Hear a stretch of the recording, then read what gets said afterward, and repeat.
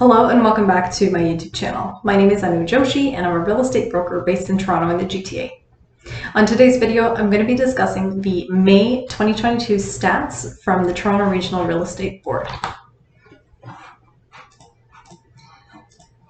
So the GTA housing market conditions continue to evolve, as we know, in response to higher borrowing costs. The Bank of Canada has been consistently raising their interest rate, and they're saying that they're going to continue to do so as they try to get a handle on the crazy rates of inflation that we're seeing in Canada right now. In March, the Bank of Canada increased the interest rate by 25 basis points.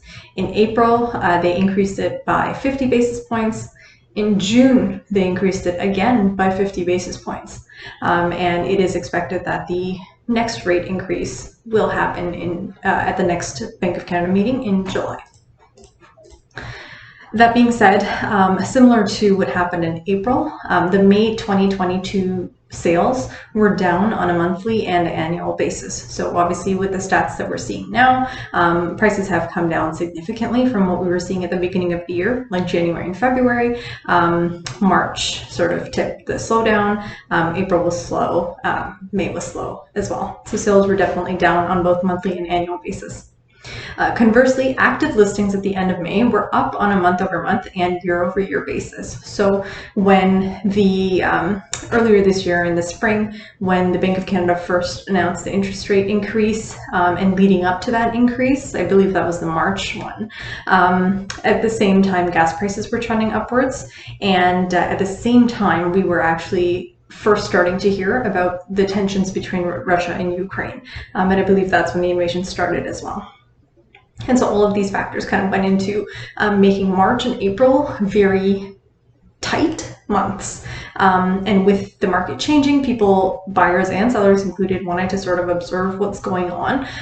And we did see a lot fewer listings. Now in May, as time has gone on, people are starting to adjust to the interest rate increase, starting to adjust to the gas prices.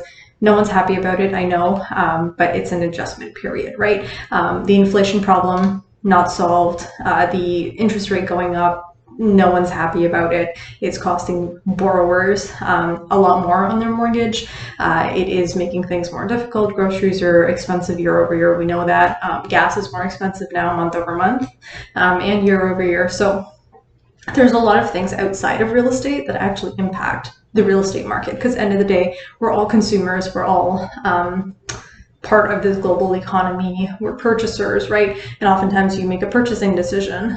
If I have to spend, X plus whatever on gas, does that mean now my grocery bill has to be, am I trading something off? Am I trading off any leisurely spending? Am I trading off anything that I was previously doing with my disposable income? Because now a portion of my disposable income is going towards basics like mortgage payments and groceries and gas and stuff like that. So it's obviously a much larger economic discussion, but I'll try not to get too much into it. Overall, we are seeing that this does result in more balanced market conditions, and this provides buyers in the current market, so in May and June, what we're seeing right now, it provides buyers with more negotiating power versus what buyers were seeing in January and February. And as a result, while benchmark and average home prices were up substantially compared to last year, selling prices actually trended lower on a month-over-month basis. So again, this is something that we know. Year over year, we are seeing increases in Toronto and the GTA. So if it was May 2021 versus May 2022, I'll get into those details in a second, but it is trending upwards. But if we look on a month-to-month basis, so Jan, Feb, March, April to May, it is trending downwards. So that's an important distinction to make. Price trends observed over the past 3 months, both in terms of moderating annual growth rates and the recent month-over-month dips, are in line with TREB's forecast for 2022. After a strong start to the year, the current rate tightening cycle has changed market dynamics, with many potential homebuyers putting their purchase on hold. This has led to more balance in the market, providing buyers with more negotiating power, said TREB Chief Market Analyst Jason Mercer. Now, if we get into the details, I did want to share some numbers with you, and we'll start with basically TREB MLS sales activity. So when I talk about sales activity, that is the volume of sales, that's the number of units sold in any given period. So if we compare a May 2021 to May 2022, there's a drastic change. Last year in May, there were 11,903 sales. And this May, there were only 7,283 sales, which was actually a drop of 38.8%. So number of sales went down. Now, if we look at the average selling price, which is of all the units sold, if we average it out, what's the average selling price? So last year in May 2021, that price was $1.1 million. And this year it was $1.212 million. So it has gone up. And that is an increase from last year to this year of 9.4%, which is significant and notable. If I give you the breakdown in terms of the different home types, so detached, semi-detached, townhouse, and condos, we'll go into that. In terms of the average price for a detached home anywhere in the Tribe area, so Greater Toronto area, detached homes on average last month were $1.549 million. Semi-detached homes were $1.204 million. Townhouses were on average $977,000. And condo apartments on average were $770,000. So overall, all of these categories in terms of average price have shown an increase. Detached homes went up 9.5%, semi-detached homes went up 13.2% from last year to this year.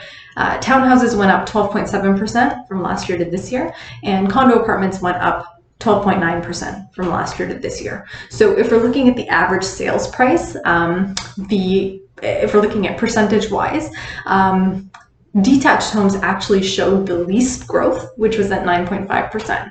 All the semi-detached townhomes and condo apartments obviously move a little bit faster than these large detached homes that we're talking about. And so semi-detached homes, townhomes, and condo apartments had double-digit growth, whereas detached homes only had 9.5% growth from last May to this May. So that is, excuse me, that is everything that you need to know for the May 2022 stats. If you have any questions about your specific neighborhood or your specific city, or want to know what's happening in the market, definitely give me a shout out. I'll put all my contact information below, and if you thought this was helpful, please give it a thumbs up and subscribe to my channel, because I do post informational real estate videos all the time. Thank you so much for watching to the end of the video. I appreciate your time, and I'll see you on the next one.